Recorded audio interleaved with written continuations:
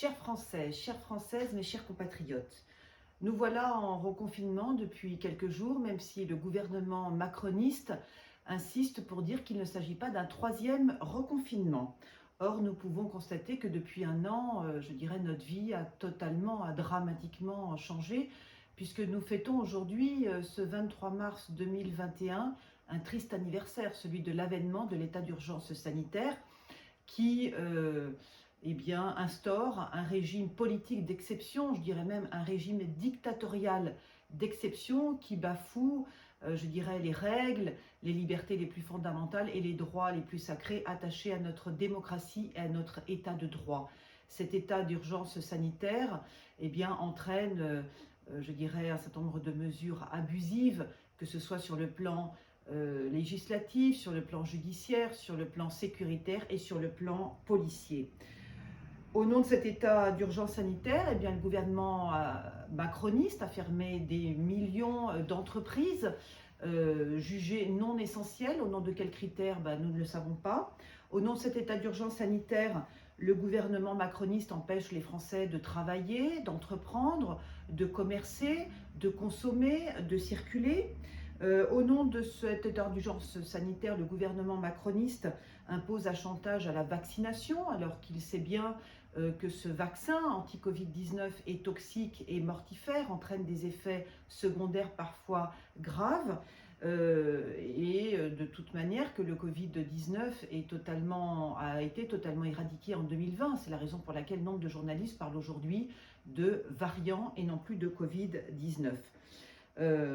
Et puis, au nom de l'état d'urgence sanitaire, le président de la République s'est transformé en vaccinologue chevronné, qui vend son vaccin comme il vendrait des pommes sur un marché, qui fait ses conférences de presse dans des pharmacies, et puis maintenant qui souhaite aussi édifier des vaccinodromes, dans des lieux sportifs emblématiques.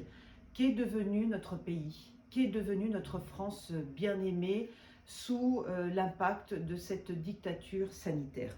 Savez-vous, chers Français et chères Françaises, que la fermeture de commerces non essentiels au sein de ces 16 départements reconfinés coûte aux finances publiques 1,2 milliard d'euros? Savez-vous que le gouvernement macroniste emprunte chaque année 300 milliards d'euros pour financer les salaires publics, les retraites publiques et les soins de santé publique? Savez-vous que 34 milliards d'euros ont été alloués par l'État à l'UNEDIC pour financer le chômage partiel? Savez-vous que la dette publique française atteint aujourd'hui 2700 milliards d'euros, qui représentent grosso modo 120% du PIB national, soit 120% de la richesse nationale? Savez-vous que la dette liée au Covid-19 atteint aujourd'hui 215 milliards d'euros? Savez-vous que 8200 arrêtés ministériels ont été publiés en 2020, ce qui apporte la preuve d'une bureaucratie totalement obsessionnelle et infantilisante? Nous étions nombreux en 2017, et j'ai fait partie, de cette vague. Nous étions nombreux à penser en 2017 qu'un banquier d'affaires à la tête de la France aurait une gestion saine des finances publiques et mettrait en place un plan de réduction de la dette publique. Que nenni! Le quinquennat macroniste va nous laisser quelques 700 milliards d'euros de dette publique supplémentaire. Ceux qui militent pour la destitution d'Emmanuel Macron le font pour des raisons à la fois budgétaires et patriotiques, car la France est désormais au bord du gouffre et les caisses sont vides. Comment rembourser cette dette abyssale? Tous les partis politiques et les leaders politiques qui dirigent ces partis ont des réponses parfois totalement irresponsables et totalement irréalistes. Les utopistes, c'est-à-dire les communistes et les insoumis, plaident de manière totalement irresponsable pour l'annulation de la dette publique. Les procrastinateurs, je pense au Parti socialiste et au Rassemblement national, renvoient au calendrier grec, sans préciser aucune date, le remboursement de la dette publique. Les macronistes ont une réponse toute faite, puisque pour eux, la dette publique n'est pas un problème, puisque la Banque centrale européenne, la BCE, rachète les dettes publiques et donc finance à crédit nos déficits. Il est vrai que la BCE, détient à ce jour 570 milliards d'euros de dettes françaises. Le ministre de l'économie, Bruno Le Maire, a proposé que les recettes de l'impôt sur les sociétés pourraient servir à rembourser cette dette Covid. Je doute que les entrepreneurs qui sont surtaxés d'impôts apprécient cette proposition.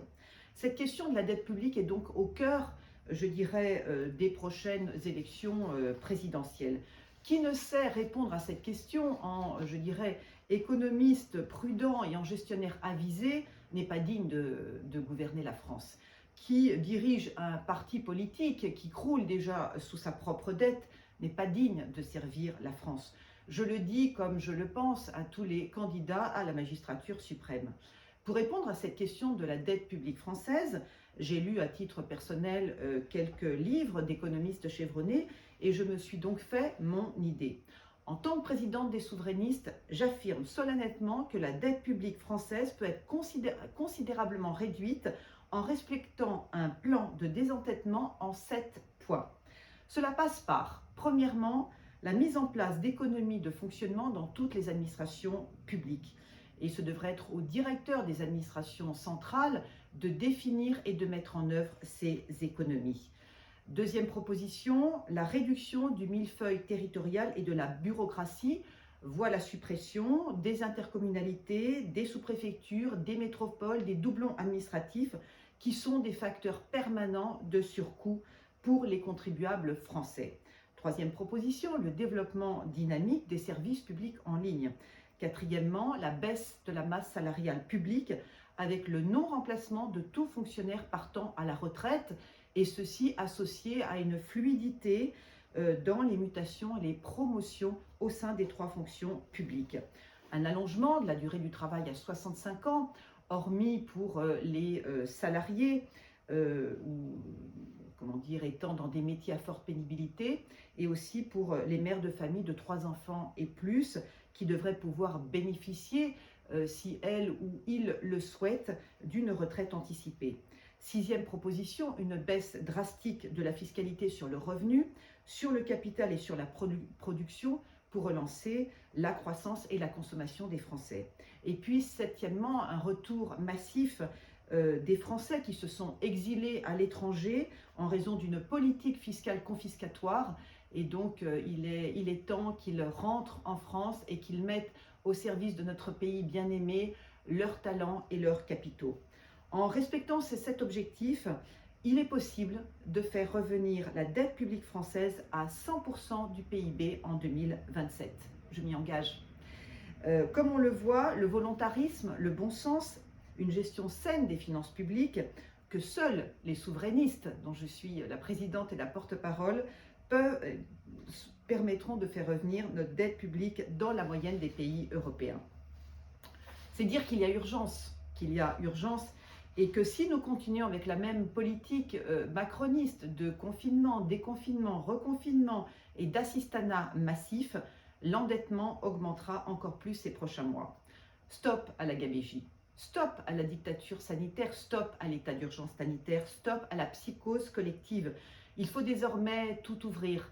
Les restaurants, les commerces, les entreprises, les lieux culturels et sportifs, sans jauge, sans masque et sans contraintes sanitaires. Il faut désormais apprendre avec les virus, avec le coronavirus, et viser l'immunité collective des Français par une hygiène parfaite.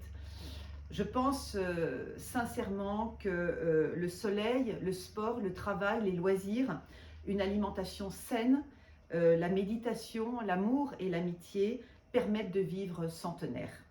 Chers Français, le meilleur est à venir, soyez-en certains, pour que la France retrouve sa pleine souveraineté, sa prospérité et son leadership au sein du concert des nations européennes. Il est urgent de changer de politique.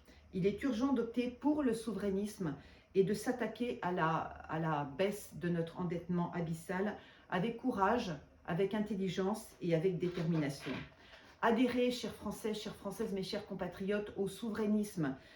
Sachez que le souverainisme est la seule alternative possible au progressisme qui mène notre pays tout droit à la faillite et à la dépression collective. J'appelle tous les souverainistes, qu'ils soient de gauche, qu'ils soient de centre ou qu'ils soient de droite, qui luttent courageusement depuis des mois contre la Macronie, à me rejoindre. à adhérer à mon mouvement politique, car une France souveraine, au service d'un peuple libre et souverain, ne peut être gouvernée que par une autorité libre et souveraine. C'est celle que je suis devant vous et pour vous. Chers Français, chères Françaises, mes chers compatriotes, vive la République, vive la Ve République, vive la France souveraine.